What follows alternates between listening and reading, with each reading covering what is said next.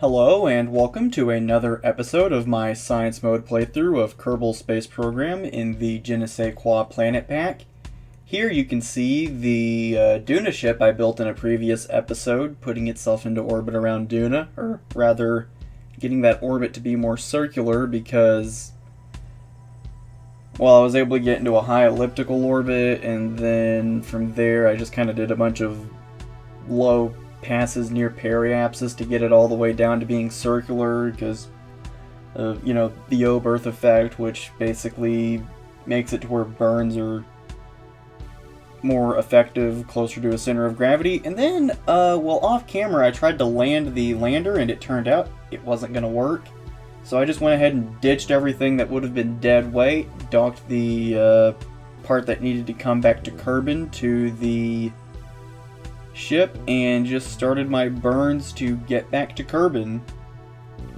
So yeah, that was very disappointing. But not as disappointing as what's about to happen. And so yeah, I got into interplanetary space, I got my Kerbal encounter, and then it turned out this thing didn't have enough fuel to get back into orbit around Kerbal. So, yeah, these three are just stranded in solar orbit. Or in orbit around the sun, I don't know.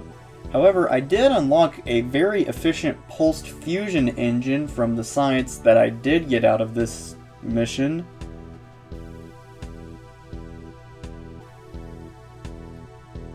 And so I went ahead and launched a rescue mission, which is basically just a replacement for the propulsion segment of this craft. The only difference is, instead of using that 2.5 meter nuclear thermal rocket, it's using the pulsed fusion engine. And so this thing will just launch into orbit around Kerbal, get an encounter with, or not really an encounter, more like a rendezvous. Yes, it will get a rendezvous with the stranded ship, and then take the place of the propulsion module.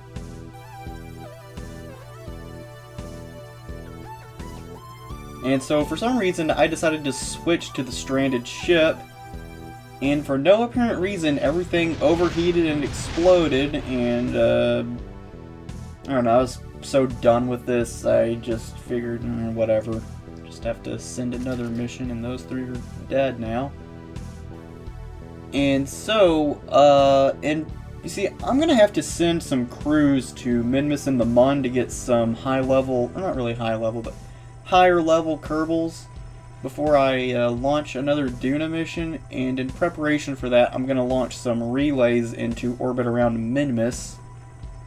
2 sets of relays to be exact. One set is gonna be in high opposite elliptical polar orbits. It's kind of, but basically imagine one is going to be in a high elliptical orbit of Minmus where, low periapsis, high apoapsis, and then imagine the other one will have its periapsis be at the height of the other one's apoapsis, and vice versa. I don't know, I'm terrible at explaining this.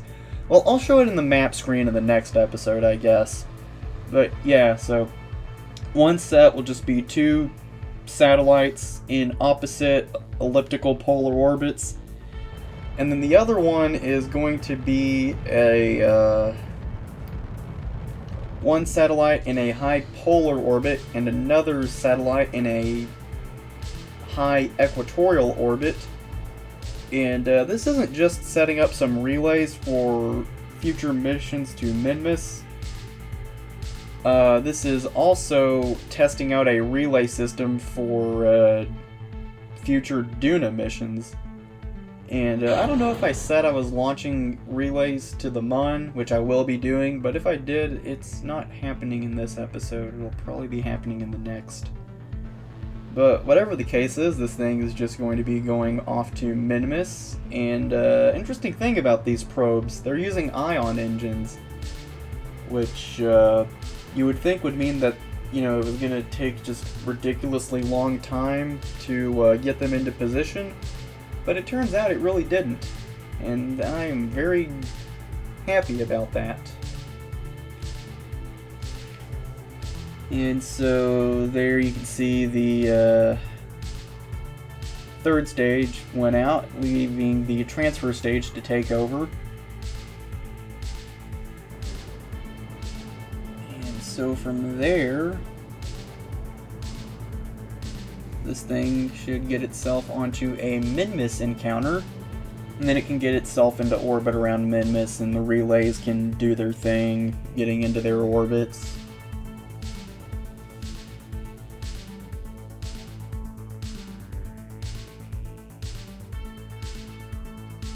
And so yeah, here we are in just around Minmus, and I believe this is the insertion burn to put this thing into orbit. And so yeah, I mean, or maybe this is the insertion burn. I think that previous burn was just getting this thing set up for a polar orbit. This is the actual orbit insertion, it definitely is.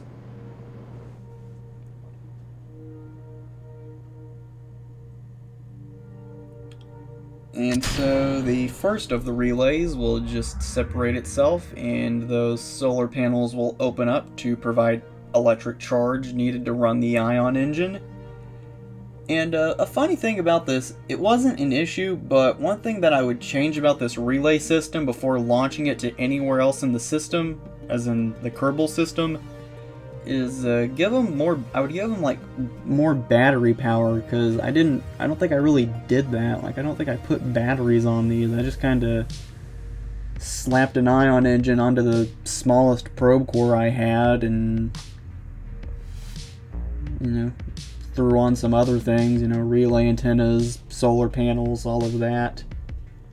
And then another thing I would change is this relay had a peculiar issue where the girder spacing it from the other relay was still attached when it decoupled. I mean, luckily that wasn't an issue, but still, I feel like this shouldn't work, so I'll definitely be fixing this.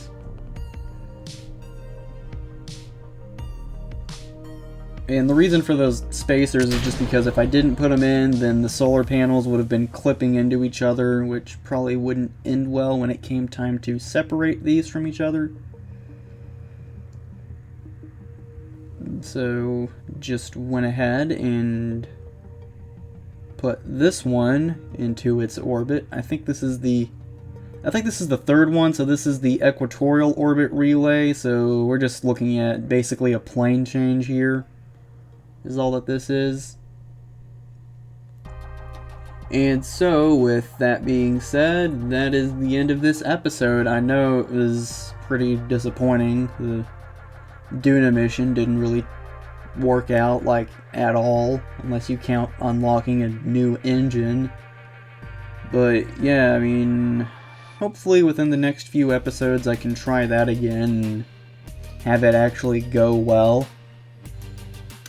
But until then, yeah, I don't know. Well, if you enjoyed this video, please make sure to leave a like. If you want to hear about it every time I upload, then please consider subscribing and enabling all notifications. And if you have anything to say about this video at all, then please leave a comment in the comment section down below. And until next time, this is all from me for now. Goodbye.